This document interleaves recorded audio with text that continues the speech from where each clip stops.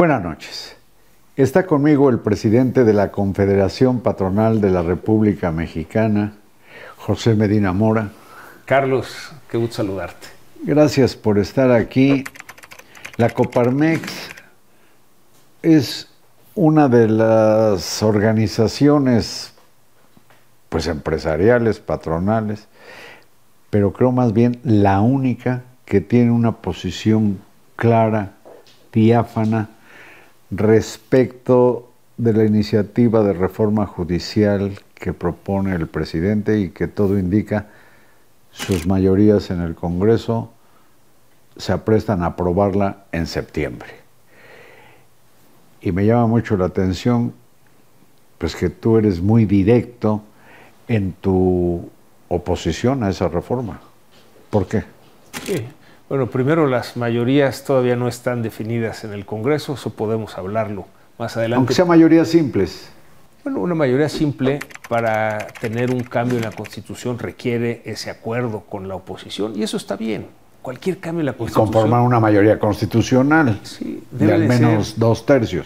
Exactamente, y esto debe ser con la opinión de todas las fuerzas políticas para juntar esos 2/3. Cuando una sola fuerza política cambia la Constitución, se pierde la perspectiva, la riqueza de cómo poder mejorar la Constitución. De hecho, perdón que te interrumpa, el espíritu constitucional, dicen los especialistas en el tema, prevé que no sea posible que una mayoría aplastante modifique la Constitución. Y precisamente por eso, entre otras cosas, hay diputaciones y senadurías plurinominales, etcétera, para los partidos más pequeños. Sí, y qué bueno que mencionas eso, Carlos, porque justo parte de este famoso artículo 54 de la Constitución establece que ninguna fuerza política pueda tener más de 300 diputados. ¿Para qué? Para que precisamente no pueda esa sola fuerza política cambiar la Constitución. Tendrían que negociar con los 200 restantes. Sí, digamos, esto nos da un 60%, la mayoría calificada requiere un 66%, entonces requiere ese diálogo. Negociación política. Negociación política. Lo cual es sano. Muy sano. En México la Constitución se ha cambiado más de 800 veces y eso es bueno, que sea a partir de que distintas fuerzas políticas se pongan de acuerdo en qué es mejor para México. Entonces, bueno, en particular sobre lo que comentas de la reforma del Poder Judicial, nos llamó la atención que al hablar con las empresas extranjeras que quieren venir a invertir a México, nos comentaron que en el caso de que México se metiera a elegir por voto popular a jueces y magistrados y ministros, ellos no vendrían a invertir a México. Pero en ese punto, qué importante, te dicen que si es así, no invertirían en México. ¿Qué no las inversiones o los inversionistas extranjeros están protegidos o se protegen desde un principio estableciendo en qué tribunales se ventilarían sus litigios y normalmente son de los países de origen? No necesariamente. Hay una ley que rige nuestro país y justo lo que buscan las inversiones es certeza jurídica para la inversión. De hecho, son 3 variables que nos han comentado que buscan, pero la primera es la certeza jurídica para la inversión. Desde luego también requieren que haya energía suficiente, energía limpia y agua, y que haya seguridad, ¿no? O sea, la creciente inseguridad pues también está alejando nuevas inversiones. Pero en particular el hecho de que simplemente se ponga sobre la mesa la posibilidad de que se elija por voto popular a jueces, magistrados y ministros, aumenta la incertidumbre jurídica para la inversión. Es decir, hoy en día las empresas extranjeras pueden venir a invertir a México y, bueno, pues hay una ley que los protege. Y confían en un sistema judicial de carrera. Exactamente. No de abogados recién salidos de las facultades de Derecho, pero el presidente dice que salen sin malicia, salen como ángeles, dice el presidente López Obrador, y no tienen las mañas, dice él, de que llegan a hacerse con 5 o 10 años de experiencia, José? Lo que hemos visto es que un abogado tiene que estudiar, pasar exámenes para que sea considerado a ser oficial en un juzgado. Y eso si quiere hacer carrera judicial. Sí, claro. Solo los que quieren hacer carrera judicial tienen ahora un recorrido muy riguroso, ¿no? Muy riguroso de ser oficial, luego tienen la posibilidad de ser actuario, tienen que pasar entre 1 y 3 años, presentar exámenes y tener la posibilidad de ser secretarios. Y después proyectistas de sentencias. Como secretarios empiezan a proyectar sentencias después de 3 a 5 años. Que califican el juez. Exactamente. O el magistrado más experimentado. Sí, tener posibilidad de ser jueces.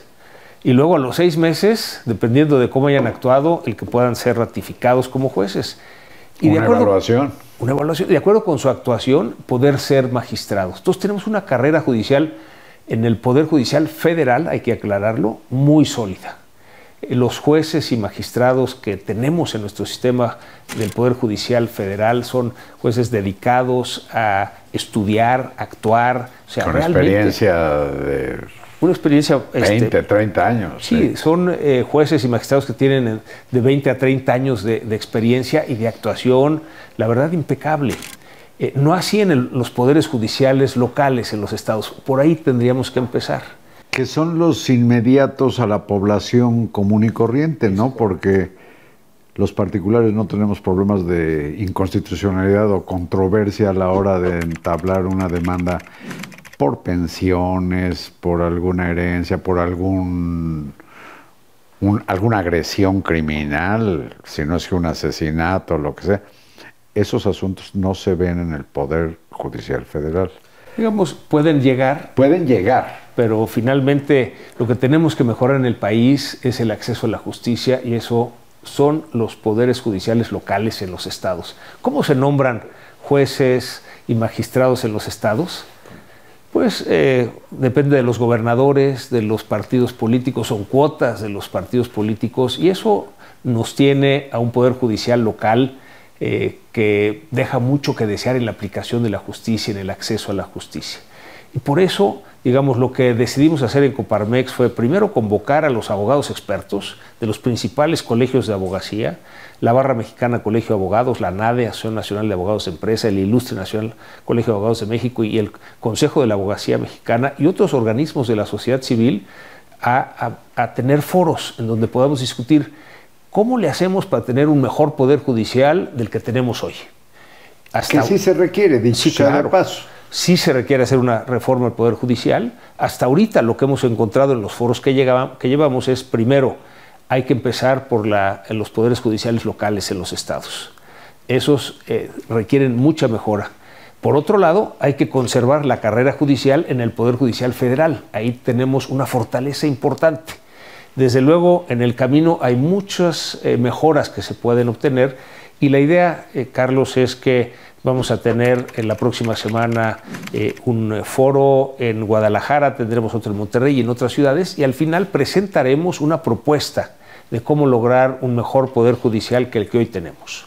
Perdóname que te desanime, pero se ha debatido tanto y seguirá haciéndose la propuesta de reforma que abundan las propuestas, lo mismo en los foros organizados por la Cámara de Diputados que por la UNAM, ahora me dices la tuya, y todas esas propuestas parecen estar condenadas a no prosperar porque hay una decisión ya muy cantada por parte del oficialismo, que se van a aprobar tal cual las quiere el presidente. Esperemos que no suceda lo que nos pasó con el Parlamento abierto de la reforma al poder de la industria eléctrica, que después de 6 semanas de Parlamento abierto y con muchas ideas de cómo mejorarlo, lo mandaron del Ejecutivo al Legislativo que se apruebe sin cambiar una coma.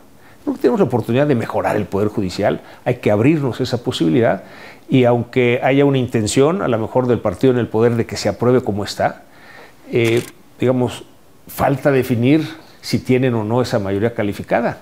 Nos parece que no la tienen y eso lo tendrá que definir el Instituto Nacional Electoral y en última instancia el Tribunal Electoral del Poder Judicial de la Federación. que si se respetan los equilibrios derivados de la votación del 2 de junio, pues tendrá que haber diálogo entre las fuerzas políticas para la reforma al Poder Judicial.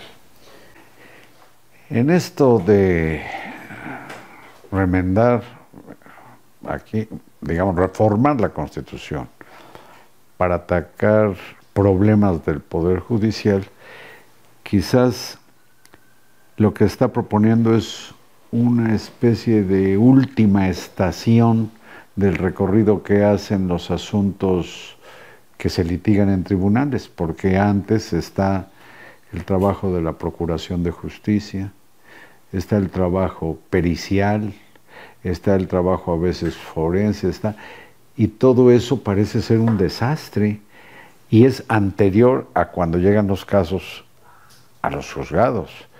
No debió empezarse por esa parte en lugar de por la punta de la impartición de justicia. Sin duda, algo de lo que hemos encontrado es que hay que reformar esas 4 instituciones de procuración de justicia. En ese sentido, entonces, la reforma esta no procura una mejor justicia, sino que constituye, en todo caso, el desmantelamiento del Poder Judicial solamente. Exactamente, ese es el punto central de la propuesta presentada y que nos preocupa porque eso genera más incertidumbre jurídica para la inversión. Queremos que venga más inversión fresca al país, esa es la que pero está ahorita con reglas detenida. Claras y racionales.